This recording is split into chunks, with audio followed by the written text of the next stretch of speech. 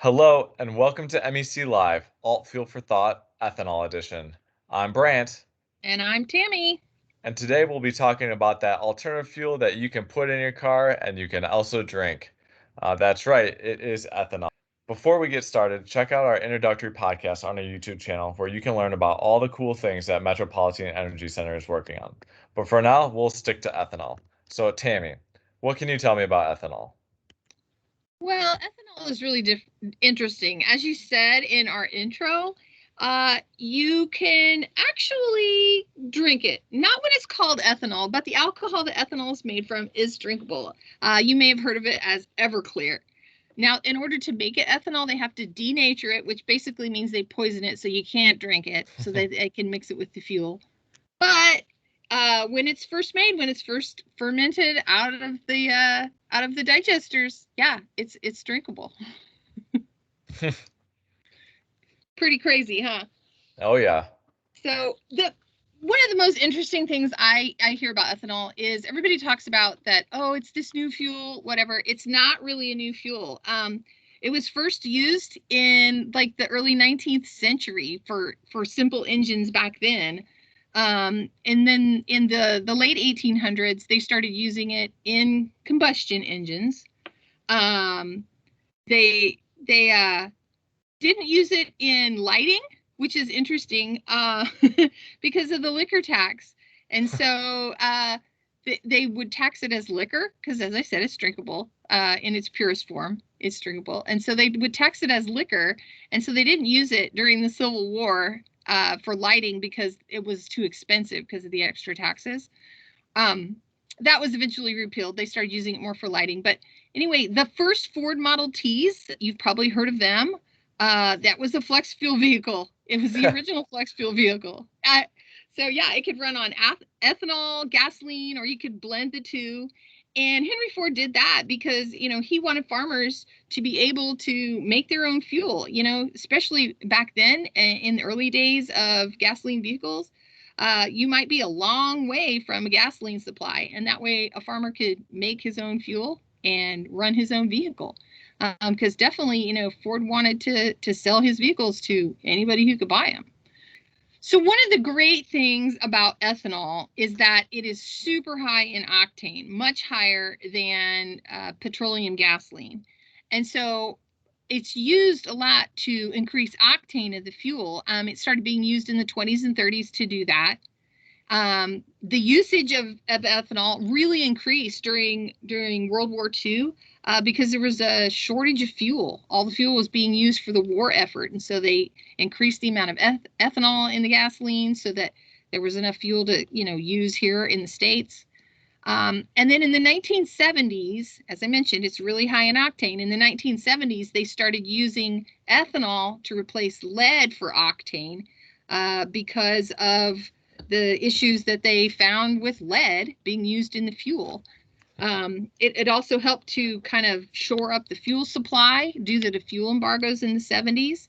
And then in the 80s and 90s, they started realizing about the issues with CO2 emissions and the problems with the additives that they put in gasoline for octane, that they were not a good thing. And so they started increasing the amount of ethanol in our fuel so we could reduce those CO2 emissions and reduce the toxins from the additives that they were using as octane. Now, the RFS came into play in the 2005, and that really increased the amount of ethanol that was put into the fuel supply. So the RFS is a renewable fuel standard, and this was our government's way of incorporating alternative fuels into our fuel supply.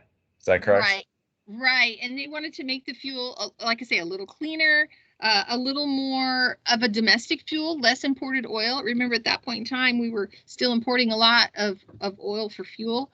So that was our way of making us less dependent on foreign oil, increasing the octane in a cleaner way, and reducing the emissions that came from fuel. And so after the Renewable Fuel Standard in 2005, there's an Energy Independence and Security Act in 2007, which gave us benchmarks for the next 15 or so years of increasing alternative fuel production, which is primarily in the form of ethanol. Correct. Right.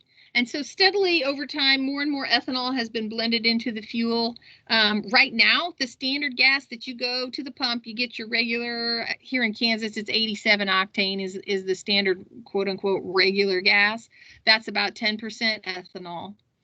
And that's probably like 97% of the fuel around the country is actually a 10% ethanol or an E10. That E10 10 stands for the percentage of ethanol that's in the fuel. So most of the fuel around the country is a 10% ethanol. Matter of fact, unless the fuel is labeled no ethanol, it's likely got ethanol in it.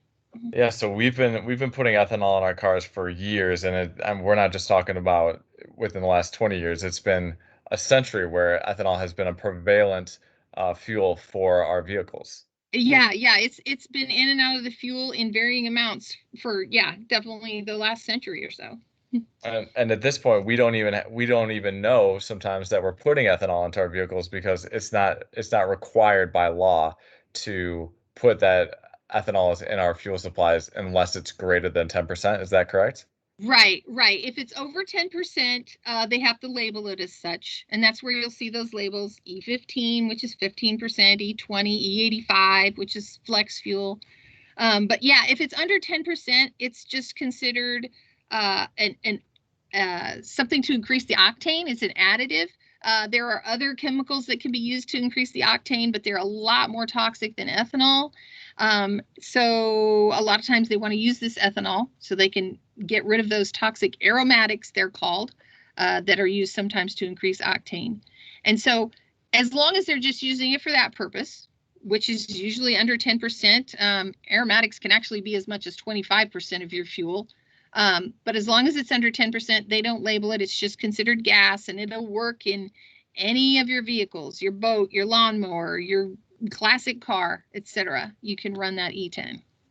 And interesting note for the Kansas City folks that are listening, back in early 2021, somewhere around March or April, the EPA has now allowed us to put E15 into our cars year round, where that used to not be the case. Right. There used to be a limit on using E15 in vehicles that weren't flex fuel vehicles, and we'll go more into flex fuel vehicles a little bit later so you can understand that. But you couldn't go into the summer months using E15. Basically, the science had to catch up with the fuel, and so they were able to figure out that okay, it's not a problem, and they're using it now year round in most areas. Yep, that's awesome. It is awesome. So I know probably a lot of you are maybe wondering, okay, where does ethanol come from? You know, it's a gas. You've probably heard about corn being used for ethanol, and a lot of the ethanol, matter of fact, the vast majority of the ethanol that's available here in the United States is made from corn. There's also sugarcane, which is an excellent feedstock. That's what it's called. A feedstock is what's used to make the fuel. Sugarcane is an excellent feedstock for making ethanol, but we don't grow much of it here in the U.S., so we don't use it. But like in Brazil, where sugarcane grows a lot, they use it to make their vehicle fuel. And matter of fact, in Brazil, they usually run around an E30, E40 with the sugarcane based ethanol. You can make ethanol from lots of different sources: sugar beets, sorghum, wheat, various grasses. Miscanthus is one that they're really researching, wood, algae, agricultural waste, all kinds of things. Basically, any kinds of plants you can make ethanol from. Now, depending on the plant, depending on the seed, depending on the starch content, the sugar content, they're better for making ethanol. Some are better than others. Like for instance, sugarcane has a really high energy balance because it's already sugar. They don't have to convert the starch to sugars and then make the alcohol. Corn is a pretty good one. Sugar beets, pretty good. It just depends on a slightly different process on how they make it. And, you know, Brant, I know you're kind of an expert on the process of making ethanol. Maybe you could tell us a little bit about how that happens. Well, I certainly wouldn't say that I'm an expert, but I am familiar with how to make ethanol as I have worked in an ethanol plant before. As Tammy said, all you need really is some sort of sugar content in your feedstock in order to create ethanol. And the reason that is because that sugar that we're talking about is actually food for the yeast that is used for the fermentation process. So typically you'll receive your feedstock. It really doesn't matter what it is as long as it's got some sort of sugar content in it. And then you're going to grind it down into a fine powder. And the main goal of this first part in the process is to break down the starch or the content into simplified sugars because those are the sugars that are going to be need to use for fermentation. So you mix the feedstock with high temperature water, and then you add enzymes that break it down. Now, the simpler the sugar that is already going in, the better it is, the easier it is, and the more cost effective it is. Because for cellulosic, you have to break down it's a harder breakdown process. Corn is a little bit easier because there's not any cellulose in it. And then sugarcane is the easiest because it just comes in a form of simple sugar as it is, a glucose molecule. And so once you heat it up and you break down that sugar into usable sugars, it goes through a fermentation process. Once it's gone through its fermentation period, which lasts about 48 hours, 2 or 3 days, it'll then go through the distillation process. And that distillation process separates out the ethanol from everything else that was in the fermenters. And that distillation process will turn that ethanol from liquid into a vapor, and then it goes through a process where it takes out the remaining water through molecular sieves, and you'll go from the distillation process, which is approximately 90% ethanol, to 100% ethanol. And then that ethanol is stored and then sent out to market via train or rail and or barge. And then that is sent down to the blenders down usually in Texas, but it can really go anywhere, where they'll blend the gasoline that they've made from the refineries into with the ethanol to create your E10, and then it gets mass distributed out to the world, where you then put it into your gasoline fuel tank. I think one of the fascinating things about the fermentation process is we talked about how there's the solids that come from the fermenters, and then the liquid, which is the ethanol. The solids are actually then used in other forms. So what happens is it goes through a centrifugal process where the fats and the oils are heated or dried to create dried distillers grains, which then go to our livestock and our poultry because it's a high protein, high fat. It's perfect for them. And our animals love it because it does have that kind of smell of that like ethanol taste or that ethanol smell to it. It's a little bit sweet. And so that's what we use for feed for our livestock and poultry.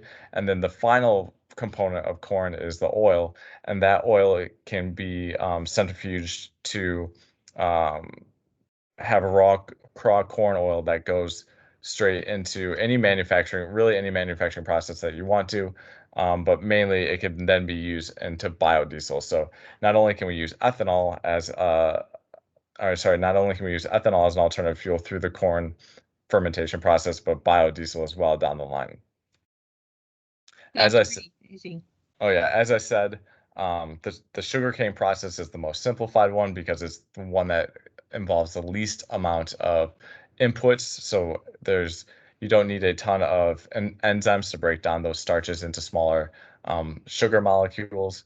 And then the corn process is a little bit harder just because you've got a whole bunch of um, long carbon chains that you need to break down. And then the plant cell, when we're talking about cellulose, is even harder. So the more inputs that you have to put in there, the less cost effective it is. So even though cellulosic is a great way of using a renewable feedstock, such as trees and sorghum and all these like perennial, nah, all these vegetables that could be produced year round, it is harder for them to um, break down the cellulose in order to get to the sugar that needs to be used for fermentation. Now, I know a lot of people have complained about that ethanol takes a lot of water to make, that it produces CO2. I know a little bit about the CO2. A lot of times it's super pure CO2, and so that's what's used to make dry ice and carbonated beverages, etc. But what about the water?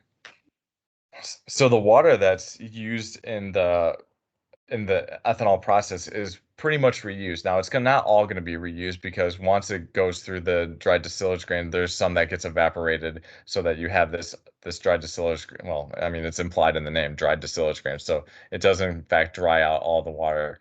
But any of the remaining water actually gets used back into the cooking portion at the very beginning. So once it goes through the fermentation phase, it will actually get recycled back into the right after the milling phase where um, you have that fine flour that you mix with that hot water. And not only is the water reused, but the temperature of the water is reused. There's a lot of heat exchangers within the ethanol process. So anywhere where it goes from hot to cold and cold to hot, there's heat exchangers that will transfer their heat over to the water. And another way that ethanol plants are so efficient. Yeah, they've made a lot of gains in efficiency for ethanol in the last several years. I know I was just reading a report lately that said from like 2005 to present, it's gotten 23% more efficient, like 23% lower carbon intensity for corn ethanol, just in that, I don't know, what's that, like 15 years time Yep. period.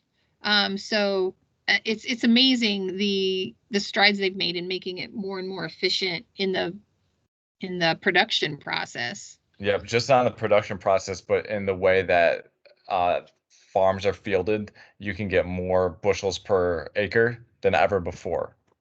Right, right. That keeps increasing as well.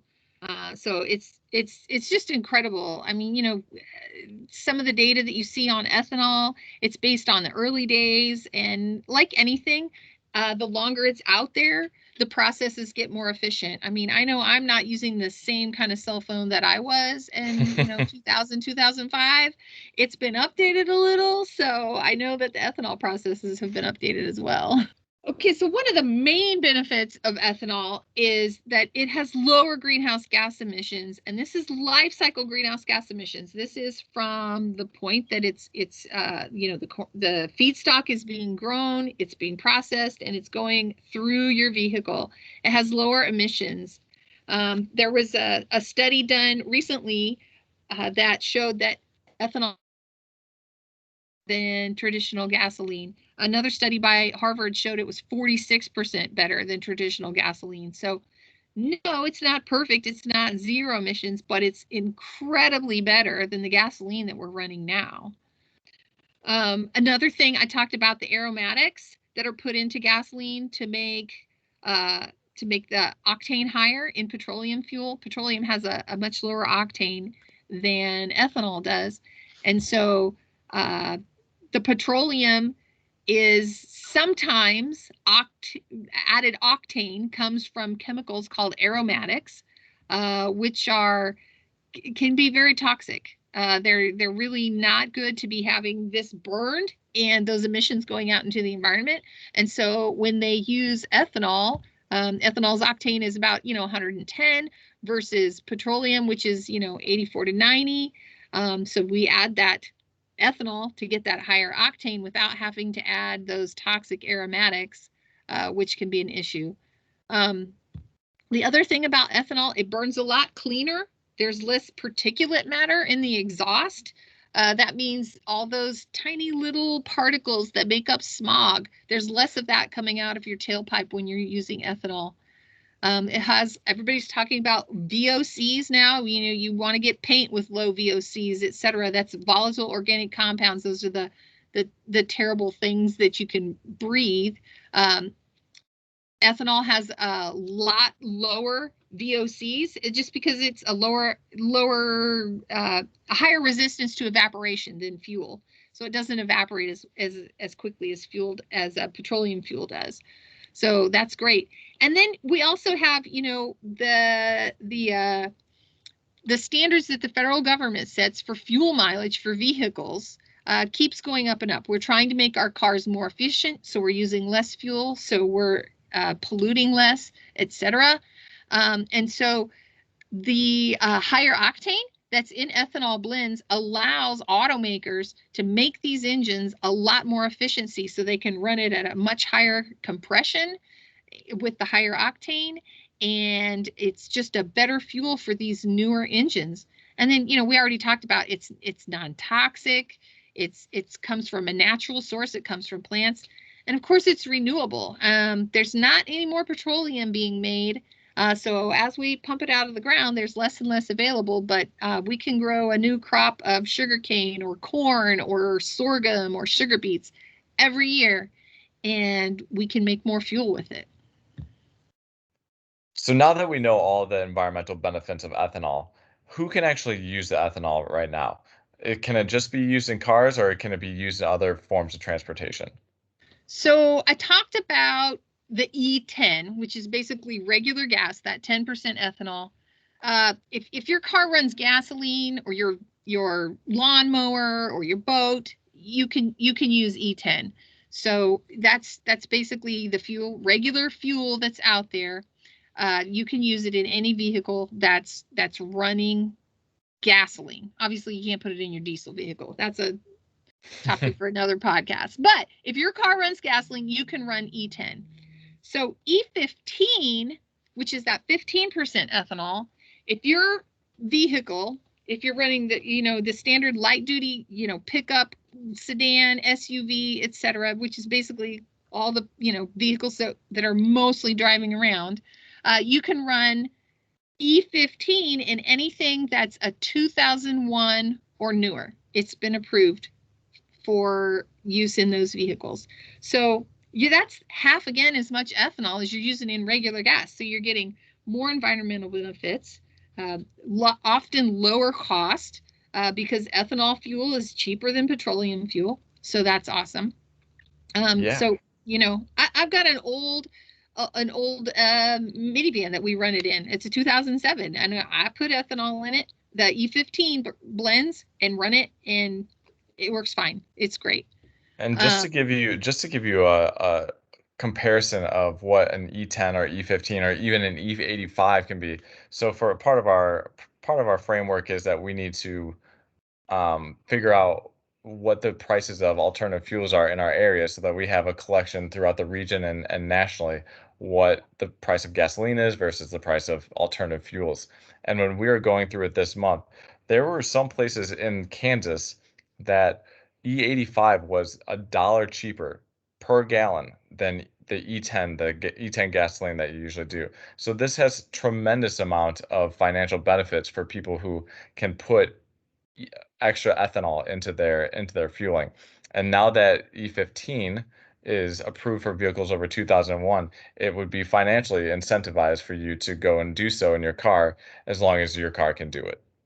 Right. Yeah. E15, I see it running anywhere from a nickel to maybe as much as 10 cents cheaper a gallon than the regular E10, regular gasoline. So it just depends on your retailer and where you're getting your fuel. But yeah, definitely it's lower cost. I said we'd talk about flex fuel vehicles later. Flex fuel vehicles they're badged as such. You're typically going to have a badge on the back of the vehicle that says flex fuel. And what that means is that you can run E85 up to E85, which is 85% ethanol in that vehicle. And that's the fuel Brant was talking about that was running about $1 cheaper a gallon around here. So you are definitely going to save money on your fuel costs if you're driving a flex fuel vehicle. Flex fuel vehicles are available in lots of different kinds. I've seen them in pickup trucks, SUVs, sedans, minivans. So there's a lot of them out there. You just got to kind of look for them and ask for them. And you can frequently identify them. As I said, there's a badge on the back that'll say flex fuel. Oftentimes, they will also have a yellow gas cap, and that yellow gas cap usually means that it's a flex fuel vehicle. Excellent. And if you do see E85 at the pump and you do not have a flex fuel vehicle, please do not use E85. Use an E15 or an E10 blend, which is approved for your vehicle model. Right. Yeah, you do not want to run flex fuel E85 in your standard vehicle if it's not a flex fuel vehicle. It doesn't have when you have a flex fuel vehicles, they've programmed the computers to be able to sense the fuel and adjust all of the different components and operating parameters in the vehicle to accept the flex fuel. One thing I should say, though, is that if you do have a flex fuel vehicle, you don't have to run E85. You can run regular gas in it, and you can switch back and forth. Like if your regular retailer has E85 and you're filling up with E85 most of the time, and then you go out of town and you're at a different retailer and they don't have it available, that's fine. It doesn't matter. Just put regular gasoline in it. It'll run just fine. Or use the highest ethanol content you can find, and it'll run just fine. Yep. So, Tammy, what do you see as the future of ethanol? Right now, the Biden administration is really pushing alternative fuel vehicles, but it's in the form of electricity and in hydrogen and not necessarily ethanol. So, where do you see ethanol as a as as the future of transportation shifts? Well, I think that eventually we're probably going to end up where most of the light duty vehicles on the road are going to be electric. Now, the estimates out there vary depending on who's doing the research, who's doing the estimating on when that's going to happen, when all the vehicles are electric. I have seen that as early as 2050, all new vehicles will be electric. I've seen that by 2050, only half of new vehicles will be electric. So how soon that's going to happen is anybody's best guess. I don't know. I'm not sure. But even What I do so, know, what? I'm sorry. Tammy, even if all of the new vehicles are sold are going to be electric by 2050, you still have all these vehicles that are being made between now and then and in the past that are going to need gasoline. They're going to need ethanol. So it sounds like ethanol can still play a future for the next several decades. Oh, definitely. Uh, America loves their cars. We love our vehicles here. In my family, we have several classic cars. My uncle's got a 68, 69 Camaro. I'm not sure. My brother has a 68 Plymouth Barracuda. We have lots of classic cars in our family. Those are probably not going away. America loves their cars. So those are not going away. So we have to find a better way to make the fuel better. Now, some of those older cars, they're going to take a little bit of adaptation in order to be able to run higher blends of ethanol, but it can happen. Matter of fact, there's a group of classic car enthusiasts here in Wichita that race their cars, and they actually prefer using the higher blend because they can get that higher octane. And they made some modifications to their engines, and fairly simple modifications to their engines so that they could run it. But I definitely think that liquid fuels are going to be around for a long time. And so we've got to make our fuel cleaner. Over 90% of the light duty vehicles that are on the road today use gasoline. So we've got to improve the fuel source for those vehicles. That's not going to prevent us from all the new vehicles moving to electric, but it's going to kind of complement that work. So it's going to make all vehicles cleaner. Right now, there's less than about 3% of vehicles in the US that are already running on electric, and about half of those are in California. So even though I think transportation is likely going to move towards electrification, and I think that's where we're going to end up, that change, it's just not happening fast enough for us to be able to meet the climate goals. We talked in our initial podcast about the recent IPCC report and the fact that we've got to make a lot of changes now because if we wait until mid-century, it's going to be too late to make changes. So we have to make those changes now so that by mid-century, it doesn't get a lot worse after that point.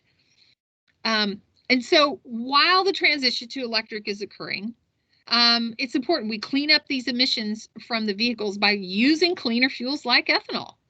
It's kind of like compounded interest. If we offset emissions now, it's going to improve the climate outlook later. And so we have to do what we can to make, cleaner vehicles now, cleaner fuel now, so that we aren't waiting to solve this problem until 2050. Yeah. So, Yeah, we can't wait around. We can't wait around until 2050 and not do anything. Especially when we have the technology and the fuels right here well, at our fingertips when we're pressing the gas gun. We can make these changes now. We can put the ethanol blend in that we need to and have cleaner fuels and have better greenhouse gas emissions from those fuels. So I think it's really important that we focus not only on the far future in 20 years or so, but what we can actually do now as a society to reduce our environmental impacts. oh, absolutely. I completely agree with you. And you hit the nail on the head. You can use the same infrastructure that we have. It works in the vehicles that we have. And so we don't have to wait for all the new technology to be out there for there's a lot of new models coming out that are electric, but there's still a lot that are going to be sold that are gasoline. And so we don't have to wait till we're buying a new vehicle or until there are the model of electric vehicle out there that we might need for our own uses. We don't have to wait for that. We can use these ethanol blends in our vehicles now, and it works in the infrastructure that we have now. And so, it's important that we work on that. While we're waiting for society to move to electric vehicles, we've got to meet these targets for lowering our emissions and getting better energy sustainability. So we have to include ethanol in that in order to get those better emissions profiles right now. So Tammy, we've talked about the different blends of ethanol at all these gas stations. Not every gas station has all the blends that we talked about. Where's a good place that people can go to find out where these alternative ethanol blends are? Okay, so we've talked about the Alternative Fuels Data Center in our podcast before, but that's an excellent source of information so that to find information out about ethanol and to locate the ethanol stations that are available. They have a station locator there. You can go on the website afdc.energy.gov, and we'll link that down in the comments so you can find the links. You can go there, you can put in your location where you're looking to find fuel, and you can find ethanol stations near you. They also have other alternative fuel stations, electric, propane, etc. But you can get the information that you need about ethanol. You can find a station that's near you that carries higher ethanol blends and go from there. Excellent. Well, I think that wraps up our session today on ethanol. If you liked what you heard, please like our YouTube channel or subscribe to it. And next time, we will be talking about biodiesel. So if you enjoyed what you heard about ethanol, please join us for our next session where we will go into the similar topics that we've discussed on ethanol. And we hope that you have a wonderful day. Thanks for joining us, everybody.